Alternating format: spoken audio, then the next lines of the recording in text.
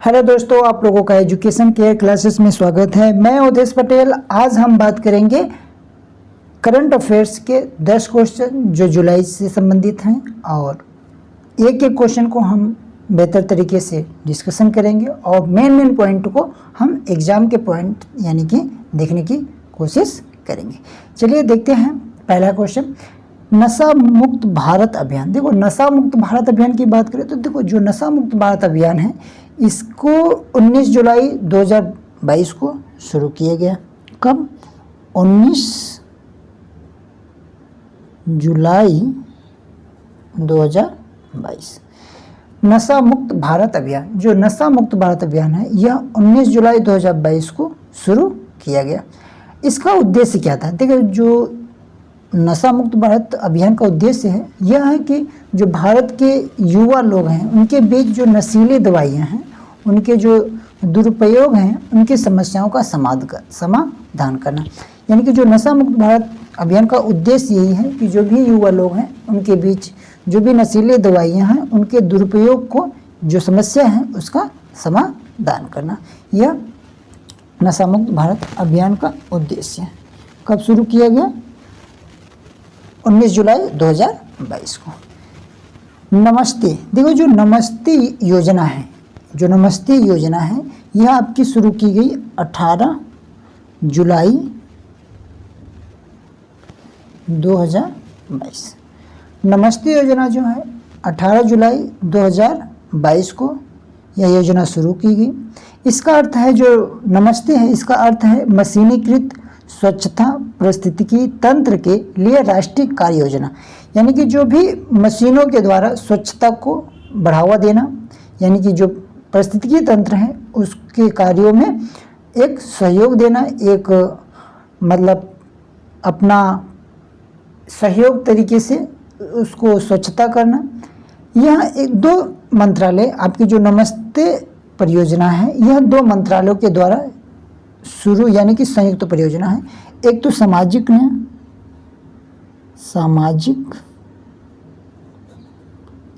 न्याय एवं अधिकारिता एवं आवास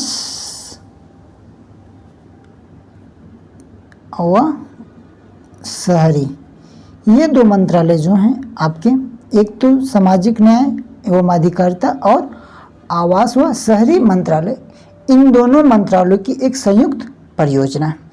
इसका उद्देश्य क्या है? देखो, अगर देखा जाए पॉइंट में तो जो भी भारत की जो स्वच्छता है उसमें यानी जो मृत्यु दर है, क्योंकि जो देखिए बहुत से ऐसे वर्कर हैं, ऐसे बहुत से स्वच्छता से जुड़े वर्कर हैं जिनकी सीवर में मृत्यु हो जाती है या सेप्टिक टैंक में मृत्यु हो जाती है, तो उन सब में जो मृत्यु दर है उसको शून्य करना, ये सबसे बड़ी पहली इसका उद्देश्य है। दूसरी बात ये है कि जो हमारे सीवर्स हैं, जो भी सेप्टिक टैंक हैं, उनकी सफाई के लिए जो भी कर्मचारी हैं वो क्या करेंगे कि वैकल्पिक रूप से क्या करेंगे, आजीविका तक पहुँचोगी। यानी कि जो भी सेप्टिक टैंक के सफाई करने वाले कर्मचारी हैं उनको मशीनीकृत के द्वारा सफाई की जाएगी। ठीक है, नमस्ते परियोजना इसलिए सबसे महत्वपूर्ण परियोजना है। अब हम बात करते हैं नेक्स्ट, हम बात करते हैं NSCITI। देखिए क्या है NSCSTI? देखिए ये एक प्रकार से आपकी जो सिविल सेवा ट्रेनिंग संस्थानें हैं, क्या हैं? जो आपकी सिविल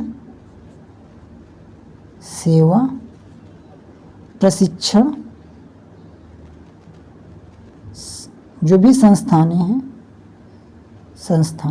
जो सिविल सेवा प्रशिक्षण संस्थानें हैं, यानी कि जो सिविल सेवा प्रशिक्षण संस्थानें हैं उनमें एक स्टैंडर्ड यानी कि उनके लिए एक राष्ट्रीय मानक शुरू किया जाएगा। किसके लिए?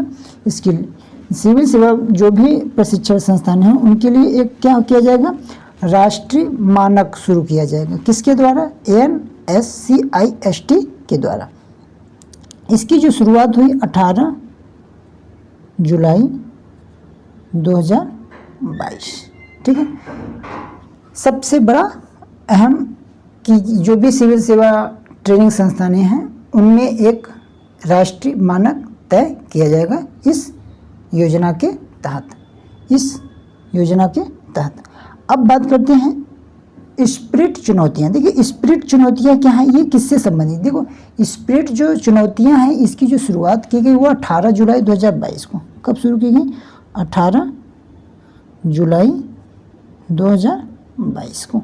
स्पिरिट चुनौतियाँ किससे संबंधित? देखिए स्पिरिट चुनौतियाँ जो हैं यह आपके भारतीय जो नौसेना है, जो भारतीय नौसेना है उसके जो स्वदेशी जो हमारे प्रौद्योगिकी हैं उनके उपयोग को बढ़ावा देगा। सबसे बड़ी बात है कि जो स्पिरिट है यह क्या करेगा कि जो भी भारतीय नौसेना, किसको? भारतीय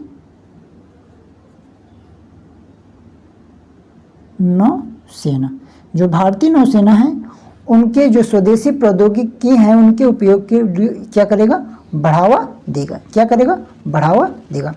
और इस जो स्पिरिट चुनौतियां हैं इस सेमिनार का जो पहल की वो की किसने? प्रधानमंत्री ने। किसने?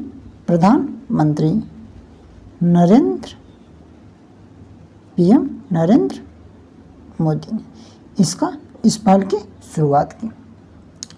ठीक है, चलिए नेक्स्ट देखते हैं बनारस। देखिए जो बनारस है क्यों चर्चा में है? देखिए बनारस इसलिए चर्चा में है, आपको हम बताते हैं कि जो हमारी SCO यानी कि संघाई सहयोग संगठन, क्या? संघाई सहयोग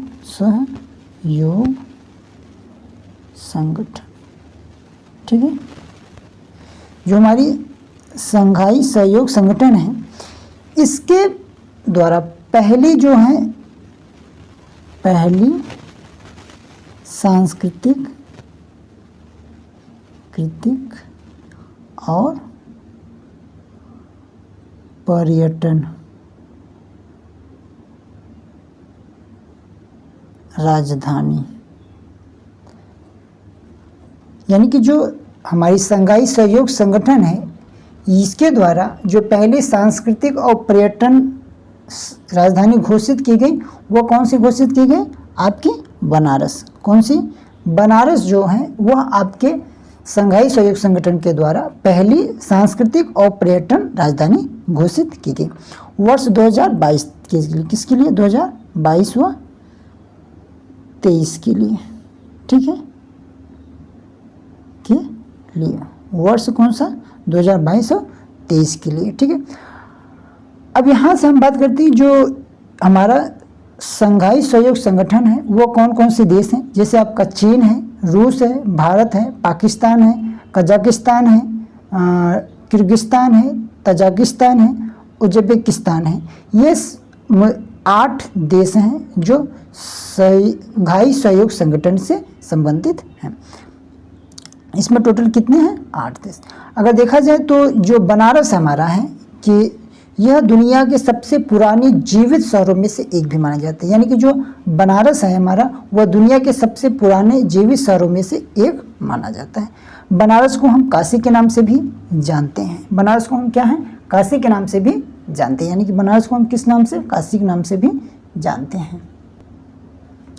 चलिए नेक्स्ट देखते हैं क्वेश्चन नंबर 6, बुंदेलखंड एक्सप्रेस। देखिए बुंदेलखंड एक्सप्रेस की जो उद्घाटन किया गया, ये उद्घाटन किया गया आपके 16 जुलाई 2022 के। यह इसकी जो टोटल दूरी है क्या है? टोटल दूरी है वो कितनी है? 296 किलोमीटर। इसकी टोटल दूरी कितनी है? 296 किलोमीटर।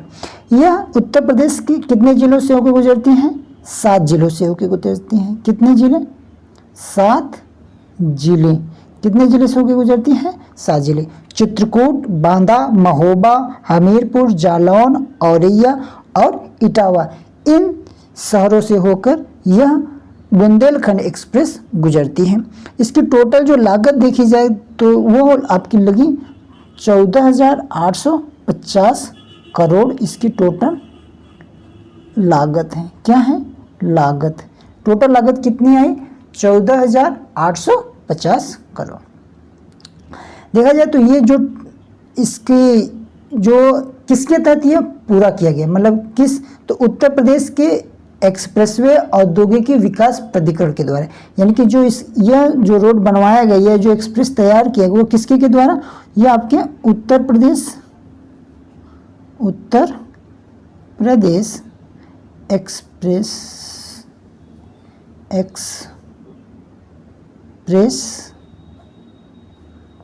वे औद्योगिक विकास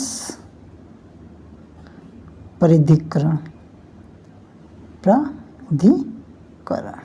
ठीक है, इसके माध्यम से यह तैयार किया गया। ये अगर आप इसको शॉर्ट फॉर्म में लिखेंगे तो उत्तर प्रदेश यानी कि UPEIDA, इसके माध्यम से इस बुंदेलखंड एक्सप्रेस को तैयार किया गया। चलिए नेक्स्ट देखते हैं NIRF रैंकिंग। क्या है NIRF रैंकिंग? क्योंकि NIRF रैंकिंग जो है ये आपका है एक प्रकार से राष्ट्रीय यानी कि नेशनल, संस्थागत यानी कि इंस्टीट्यूट रैंकिंग एक क्या है, फ्रेमवर्क है। क्या है? फ्रेमवर्क है। देखिए ये क्या है ना कि ये एक फ्रेमवर्क है जो मानव संसाधन मंत्रालय द्वारा प्रदान किया जाता है। किस मंत्रालय के द्वारा? मानव संसाधन मंत्रालय के द्वारा। किसके? मानव संसाधन मंत्रालय। किस मंत्रालय के द्वारा यह रैंकिंग की रिपोर्ट की जाती है या प्रदान की जाती है? मानव संसाधन मंत्रालय के द्वारा। अगर देखा जाए तो इस समय ये जो रैंकिंग जारी की गई वह आपके केंद्रीय मंत्री जो हैं धर्मेंद्र प्रधान, इनके द्वारा यह जारी की गई। यह जारी की गई आपके 15 जुलाई 2022 को। अगर देखा जाए तो रैंकिंग में जो ओवरऑल जो इंस्टीट्यूट है, उच्च संस्थाएं हैं, तो वो कौन से? 3 उच्च संस्थाएं हैं, हम आपको बताते हैं। पहला है आपका IIT मद्रास, दूसरा है आपका IISc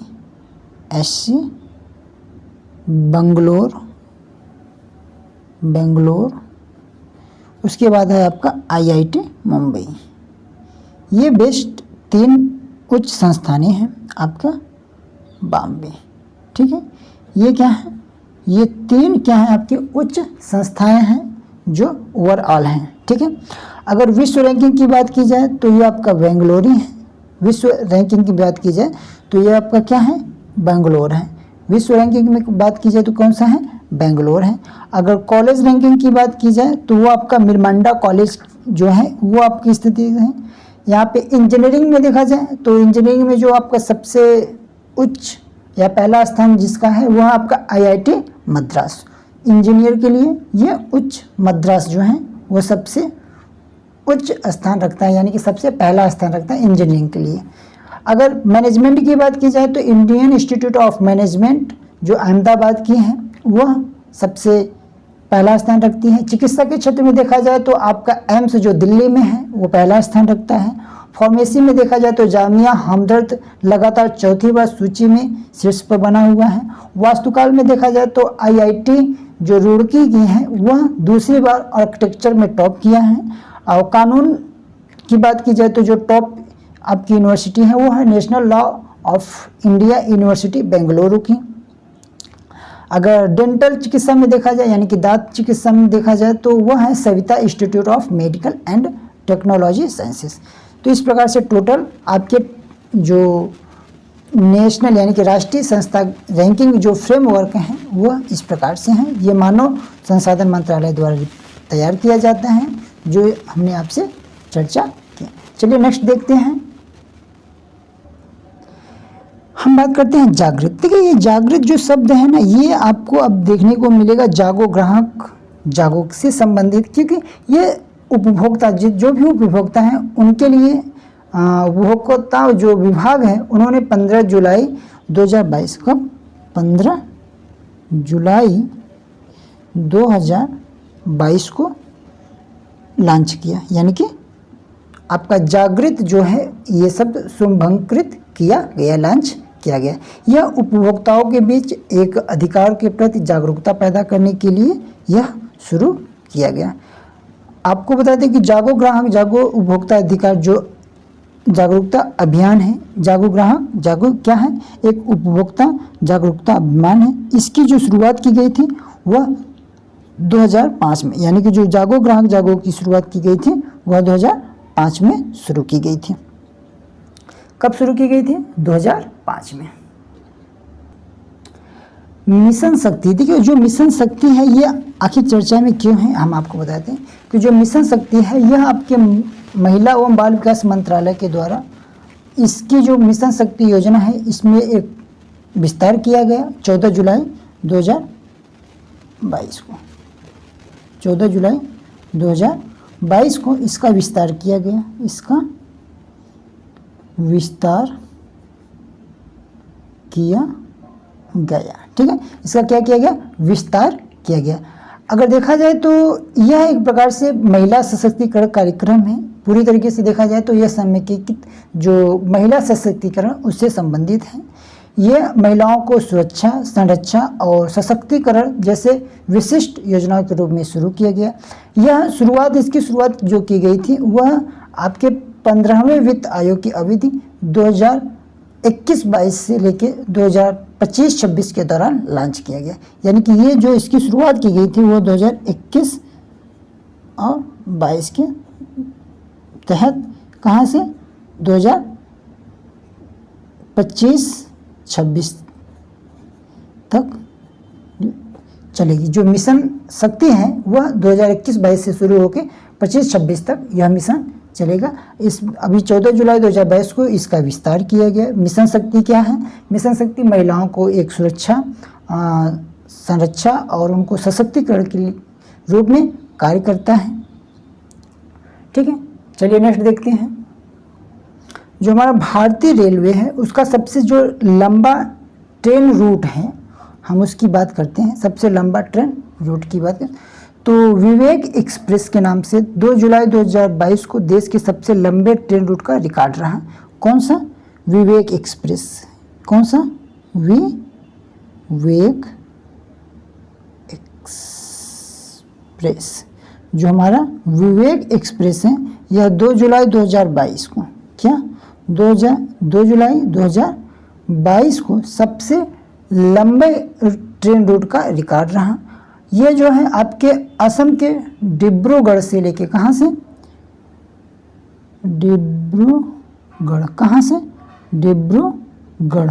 डिब्रूगढ़ से लेकर के आपके तमिलनाडु यानी कि असम से लेके, यानी असम के डिब्रूगढ़ से लेके तमिलनाडु के कन्याकुमारी, कहाँ? कन्याकुमारी। ये 2 स्थानों के बीच ये ट्रेन चलती है। यानी कि इसकी जो दूरी है वो टोटल कितनी है? 42-47 किलोमीटर। कितना है? 42-47 किलोमीटर इन दोनों के बीच की दूरी है। यह टोटल कितने राज्यों से होकर गुजरती हैं? यह टोटल 9 राज्य से होकर गुजरती हैं। कितने? 9 राज्य से होकर यह गुजरती है। वो 9 राज्य कौन कौन से हैं? असम, नागालैंड, बिहार, पश्चिम बंगाल, झारखंड, उड़ीसा, आंध्र प्रदेश, केरल, तमिलनाडु। ये 9 राज्य हैं जो यानी कि ये रूट होके गुजरती हैं। अगर देखा जाए तो इस एक्सप्रेस की जो यानी कि विवेक एक्सप्रेस ट्रेन जो है यह 2013 में स्वामी विवेकानंद की 150वीं जयंती के रूप में शुरू किया गया था। यानी कि जो इसकी शुरुआत की गई थी वह कब शुरुआत की गई थी? 2013 में। किसके जन्मदिन के उपलक्ष्य में? स्वामी विवेकानंद। किसके? स्वामी विवेकानंद की कौन सी जयंती थी? 150वीं जयंती थी जब यह शुरुआत की गई थी। तो ये थे हमारे आज के 10 क्वेश्चन जो हमने आपसे डिस्कशन किए। अगर आप लोगों को ये क्लास अच्छी लगी हो तो आप लोग लाइक कीजिए और शेयर कीजिए और हमारे नेक्स्ट वीडियो को देखने के लिए हमारे चैनल को सब्सक्राइब कीजिए। तो जो भी प्रॉब्लम्स या जो भी दिक्कतें अगर आप लोगों को समझ में आ रही हो तो आप लोग हमें कमेंट कीजिए। जो भी कमियां हों उसके बारे में हमें बताइए, हम उसको इम्प्रूवमेंट करने की कोशिश करेंगे। उन कमियों को हम दूर करने की कोशिश करेंगे और आप लोगों का प्यार ही, आप लोगों का ये रिस्पॉन्स ही हमें आगे नेक्स्ट वीडियो बनाने के लिए प्रेरित करता है। तो इसलिए आप लोग हमें कमेंट करके जो भी हमारी कमियां हैं उनको बताइए, और जिस प्रकार से क्लासेस चल रही हैं आप लोग कंटिन्यूअस जुड़िए हमसे, और मुझे उम्मीद है कि आप लोग को हम बेहतर दे सकेंगे। क्लास के जो भी नोट्स हैं या जो भी क्वेश्चंस हैं जो कि एग्ज़ाम के पॉइंट से संबंधित होंगे। तो थैंक यू सो मच इस वीडियो को